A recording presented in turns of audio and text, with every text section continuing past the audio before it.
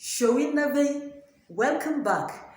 We are going to use the words we had learned from the previous class to form sentences. Let's go ahead. Bara or bare.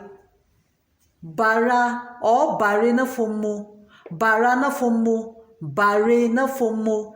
Meaning, remember your work. Remember, I had taught you that form is work in Berom. Bara or bare.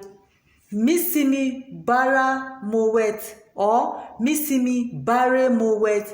It means I don't like your thoughts. Misimi bara mowet. I don't like your thoughts. Bara is thought. Ngan. Rafomongan. Rafomongan. Do your work like this. Do your work like this. Rafomongan. The last word I have here is rangas. E-Dagwi hirangas bareves.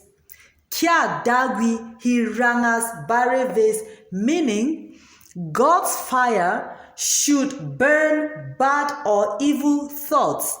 E-Dagwi hirangas bareves or E-Dagwi hirangas bareves.